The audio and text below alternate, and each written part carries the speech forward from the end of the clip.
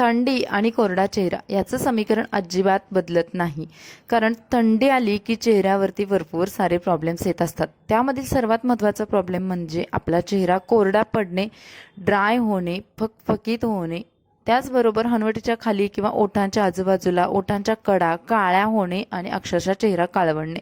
आता याच्यावरती काय सोल्युशन असेल बरं, हे आपण जेव्हा विचार करतो त्यावेळेस अजिबात टेन्शन घेऊ नका. नमस्कार, पुन्हा एकदा आपल्या चॅनलमध्ये तुमचं खूप सारं स्वागत आहे. फक्त या 3 स्टेप करायचे आहेत: क्लिन्झिंग, स्क्रबिंग आणि फेस पॅक.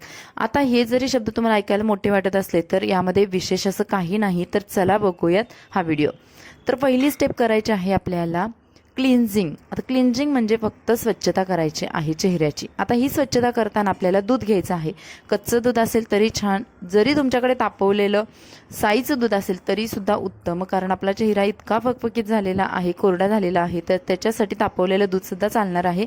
त्याच्यामध्ये आपल्याला थोडासा मध ॲड करायचा आहे. आता मध मी फ्रेशच घेतलेला आहे बघा, पतंजलीचा हा मध घेतलेला आहे.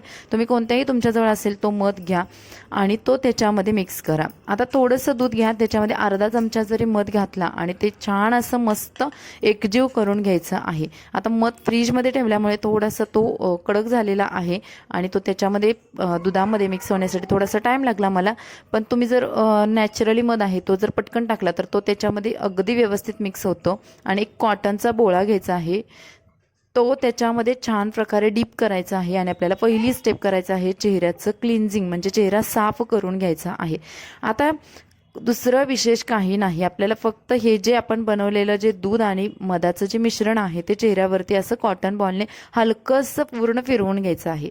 आता ही स्टेप आपल्याला थोडीशी टाईम खाऊ आहे, म्हणजे तुम्हाला साधारणतः 2 ते 3 मिनिट लागतात. बाकीच्या स्टेपसाठी तुम्हाला अजिबात टाईम लागत नाही, कारण इथे आपल्याला मसाजसुद्धा करायचा आहे आणि चेहऱ्याची जी डर्ट आहे ते सुद्धा काढायचे आहे.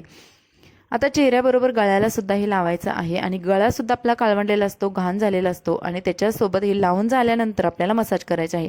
आता बऱ्याच मैत्रिणी पार्लरमध्ये वगैरे जात असतील किंवा त्यांनाही स्टेप माहीत असेल बघा, पार्लरवाल्या ज्या असतात त्या आपल्या गळ्याची चेहऱ्याची अशा पद्धतीने मसाज करत असतात.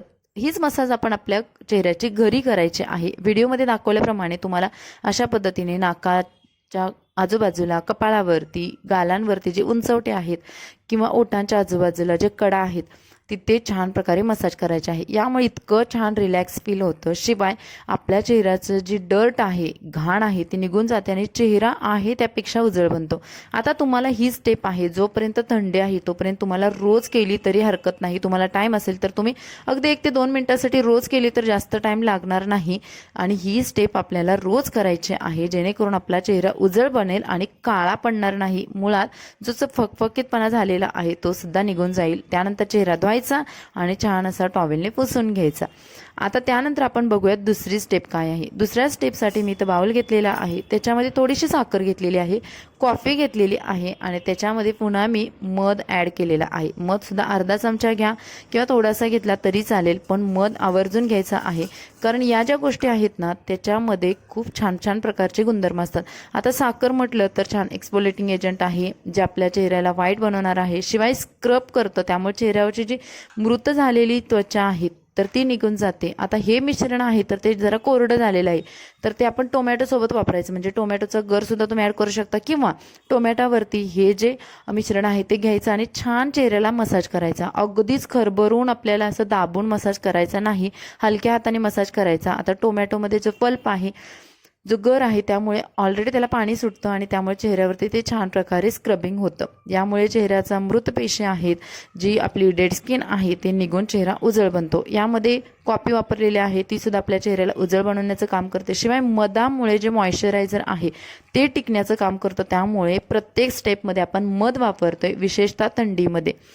जे आपलं चेहऱ्याचं जो ड्रायपणा आलेला आहे तर ते जाऊन आपला चेहऱ्याचा ओलावा टिकून राहण्यासाठी मध काम करत असतं. आणि टोमॅटो तर तुम्हाला माहितीच आहे, ते टॅन रिमूव्ह करत असतं.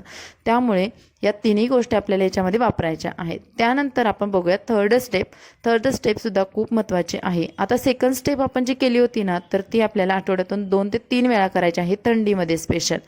आणि ही थर्ड स्टेप आहे ते तुम्ही आठवड्यातून एकदा केली तरी चालेल. यासाठी आपल्याला फेस पॅक बनवायचा आहे. आता फेस पॅकसाठी बघा मी जरा मोठाच बाउल घेतला आहे. त्याच्यामध्ये 1 ते 1.5 चमचा बेसनचं पीठ घेतले. त्याच्यामध्ये ग्लिसरीनचे 4 ते 5 थेंब टाकणार आहे. म्हणजे कसं की ग्लिसरीनसुद्धा इतका छान मॉइश्चरायझिंग एजंट आहे की जो मॉइश्चर टिकवून ठेवण्याचं, चेहऱ्याला चकाकी देण्याचं काम करतो. आणि या सर्व मिश्रणामध्ये आपल्याला ॲड करायचं आहे ॲलोवेरा जेल. आणि हे सर्व जे मिश्रण आहे ते आपल्याला छान प्रकारे मिक्स करून घ्यायचं आहे. म्हणजे तुम्ही बघाल आता बाउल मोठं घेतल्यामुळे मला छान प्रकारे ते फेटून घेता येते आणि असं क्रीम टाईप आपल्याला टेक्स्चर बनवायचं आहे. जर ते फकफकीत झालं असेल, थोडं कोरडं पडलं असेल, तर तुम्ही त्याच्यामध्ये थोडं आणखी ॲलोवेरा जेल ॲड करू शकता.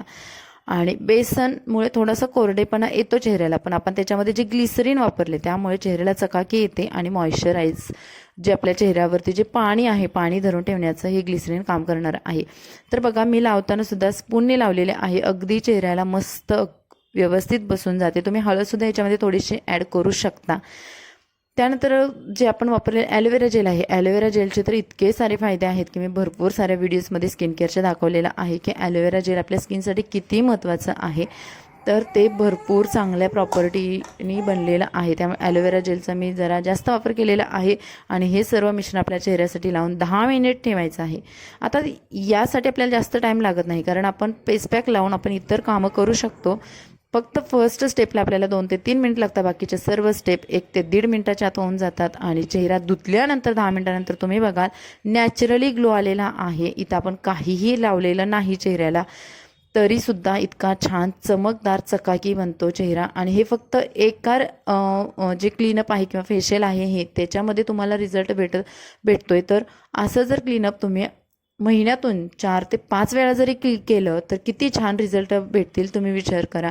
त्याच्यानंतर मी थोडंसं ॲलोवेरा जेल लावलेलं आहे आणि चेहऱ्यावरचा जो नॅचरल ग्लो आहे, चकाकीपणा तुम्ही बघू शकता. तर मंडळी, हा होता आपला आजचा व्हिडिओ. तुम्हाला कसा वाटला कमेंट्समध्ये नक्की सांगा. व्हिडिओला लाईक करा, चॅनल सबस्क्राईब करा आणि फेशियल करा स्माईलने.